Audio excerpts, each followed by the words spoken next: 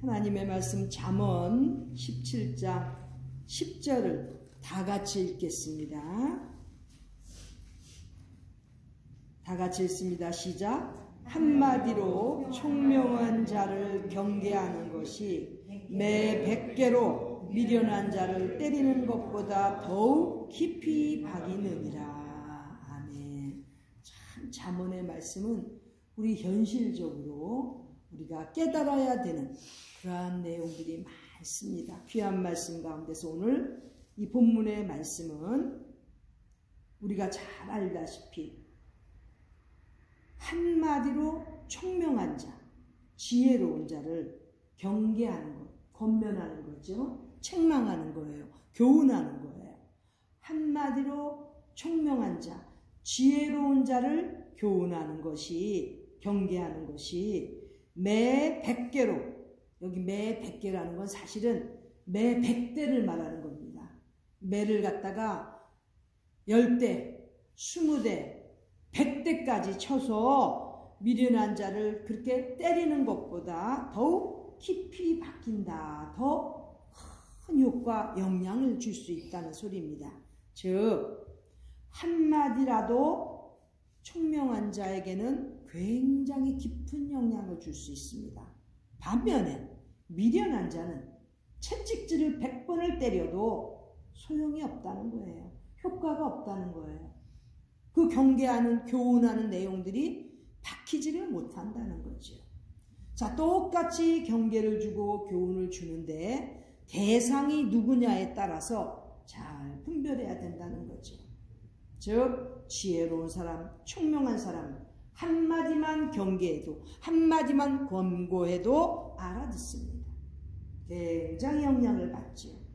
그러나 미련한 자는 100대를 때려도 깨닫지를 못하는 거예요. 받아들이지를 못하는 거예요.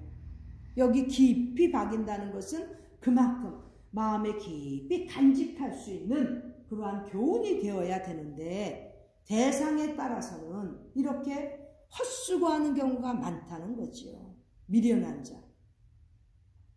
특별히 이 미련한 자의 특징이 뭔지 아세요? 대부분 이제 나이를 살다 보면 웬만큼 만나서 대화해보면 아하, 이 사람은 정말 살면서 지혜롭게 총명하게 살아온 사람이구나.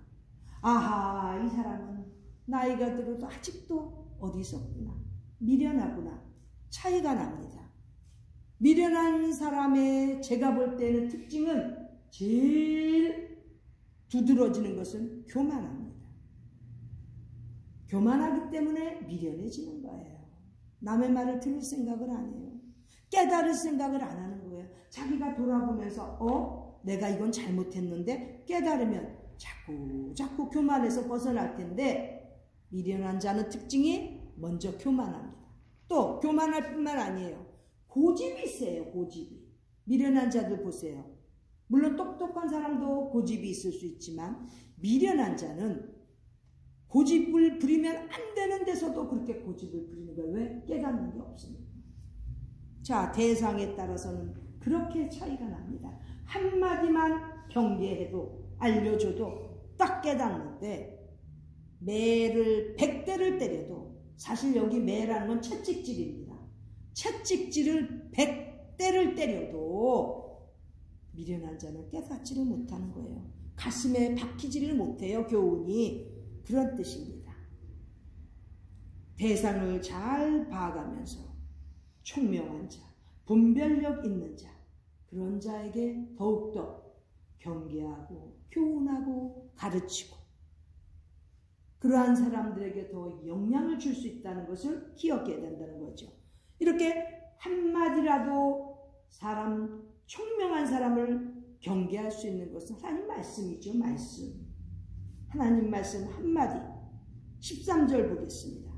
정말 지혜로운 자는, 총명한 자는 잘 받아들입니다. 보세요. 13절 다 같이 읽습니다. 시작. 누구든지 악으로 선을 갚으면 악이 그 집을 떠나지 아니하리라. 지혜로운 자에게 이렇게 한 구절만, 한마디만 해도 지혜로운 총명한 자를 깨닫습니다. 악으로 선을 갚으면, 즉 배신하는 자입니다.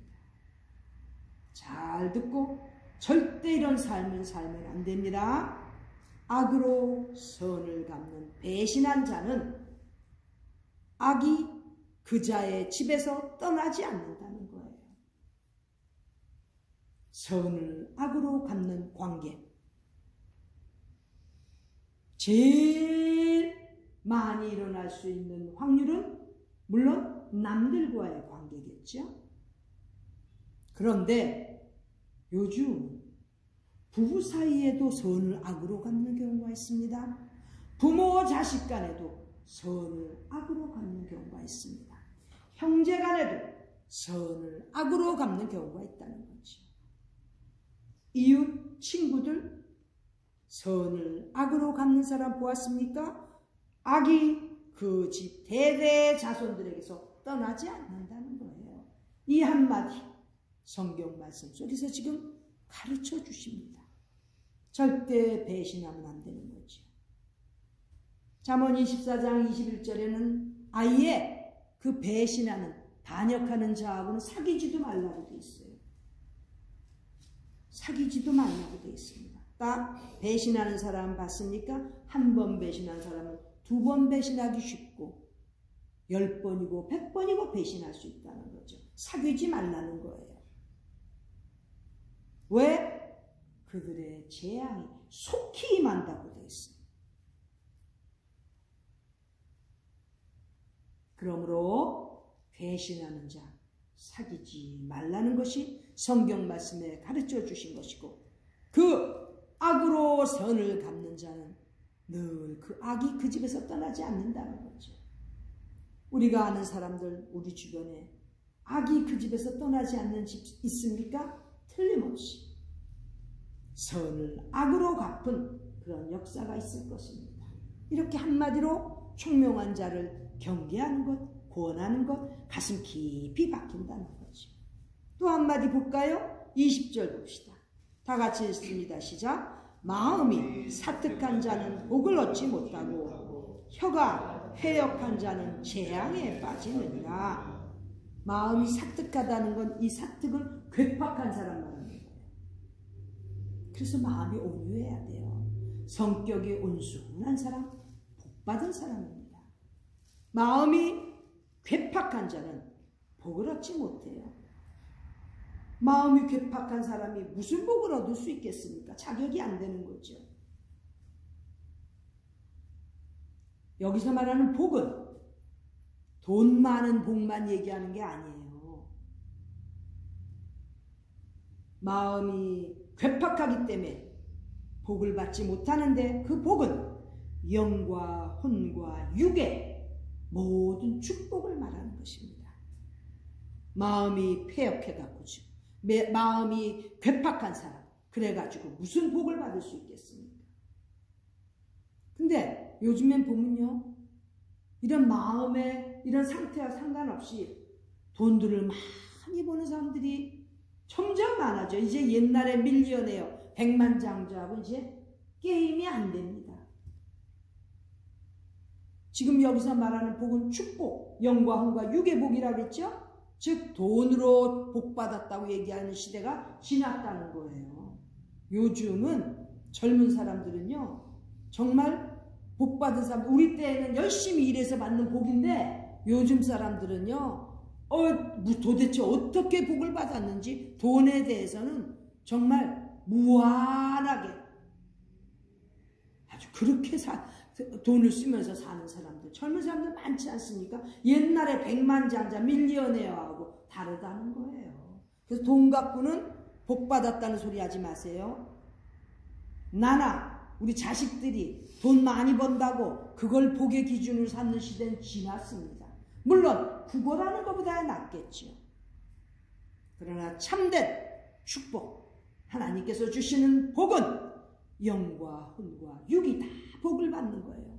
요즘에 젊은이들은 돈이 많아서요, 언제 얘기했죠? 뭐 어디 놀러 가도, 이태리니 어디 휴양지에 가도 성을 빌리든지 이 정도 규모로 그렇게 쓰면서 산대요. 돈이 얼마나 많은지. 비행기표도 우리같이 한국 왕복 티켓값 얼마인가 이런 거 걱정하죠? 그런 거 걱정 안 해요. 다 1등석도 타고 다녀요. 부모님도 다 그렇게 해주고. 그러므로 그렇게 살지 못하면 어디 가서 돈 갖고서 복 받았다는 얘기하면 안 돼요. 즉 요즘에 복의 개념은 다르다는 거예요. 돈 갖고 얘기하면 안 돼요. 돈이 기준이 아닙니다. 하나님께서 주신 축복, 이 영혼의 축복이 없이 어떻게 물질적인 축복 갖고만 논할 수 있겠습니까? 그거예요. 마음이 괴팍한 사람은 전혀 그런 복을 받을 수 없고, 또 혀가 패역한 자, 함부로 혀 가지고 놀리는, 함부로 떠드는 그러한 혀가 패역한 자는 재앙에 빠진다는 거지요. 우리와 우리 자손들이 재앙에 빠지는 거 싫습니까? 그렇다면 혀를 조심해야 돼. 말을 조심해야 된다는 거죠. 이렇게 한마디라도 지혜로운 자, 총명한 자에게 가르치고 경계해야 된다는 거죠. 한마디만 더 보겠습니다. 22절입니다. 다 같이 읽습니다. 시작. 마음의 즐거움은 양약이라도 심령의 근심은 뼈로 마르게 하느니라. 아주 귀한 한마디입니다. 자, 마음의 즐거움이 양약이라는 거예요. 여기 양약은 제약회사에서 만들어내는 그런 케미칼 약을 말하는 게 아니에요. 그런 약들은 좋은 면도 있지만 반드시 부작용도 있습니다. 독소가 있다는 거죠. 여기서 말하는 양약은 영어로는 good medicine. 그런데 정말 너무나 자연스럽게 너무너무 귀한 보약이라는 거예요. 보약. 뭐가? 마음의 즐거움이. 마음에서 즐거워하는 것, 양약이라는 거예요. 아무리 귀한 보약들을 데려 먹어도 마음의 즐거움이 없으면 소용이 없다는 거죠. 마음의 즐거움, 그것이 바로 인생에 있어서 가장 중요한 보약이라는 거죠. 보약. 반면 심령의 근심은 속상한 거 있죠? 뼈로 마르게 한대요. 마음에 자꾸 심령에 근심하고 속상해하면 뼈가 말라 비틀어진다는 거예요. 골병든다는 거지요. 그러므로 심령의 근심을 물리치고 마음의 즐거움으로 채우는 성도들이 되어야 되는 것입니다. 자, 그런데 이렇게 마음의 즐거움을 위해서 특히 우리 성도들은, 기독교인들은 절대로 교제를 빼놓을 수가 없습니다. 교제를 통해서 위로하고 하나님의 사랑을 나누고 귀한 사랑을 받고 이렇게 교제함으로 마음의 즐거움이 생기는 것이고 채워지는 것입니다. 이런 교제 없이 예배 드린다고 시간 딱딱 그렇게만 채운다고 하나님께서 원하시는 그러한 귀한 보약을 먹을 수 있겠습니까? 반드시 교제와 위로와 거룩하신 하나님의 사랑을 나눌 때 마음의 즐거움이 오는 것입니다. 예수님께서 부활하시고 그 부활하신 그 소문에 대해서 제자들이 다 두루두루 얘기가 되었던 그날, 엠마오로 2명의 제자가 걸어갑니다. 가면서 그날 또 며칠 전에 있었던 일들을 제자들 사이에 얘기하고 가는데, 그때 엠마오 도상의 제자들에게 예수님께서 나타나십니다. 같이 대화를 하시는 거예요. 성경을 풀어주시는 거예요. 그들의 마음이 뜨거워졌습니다. 그런데 그날 그 시간에도 이 제자들은 예수님을 알아보지 못했습니다. 언제 그 엠마오 도상에서 길에서 가던 제자들이 예수님을 알아봤으니까 그날 저녁에 예수님과 함께 앉아서 예수님께서 축복 기도해 주시고 떡을 떼어 주실 때 그 떡을 받고 제자들의 눈이 밝아지고 예수님을 알아보고 인식하게 된 것입니다.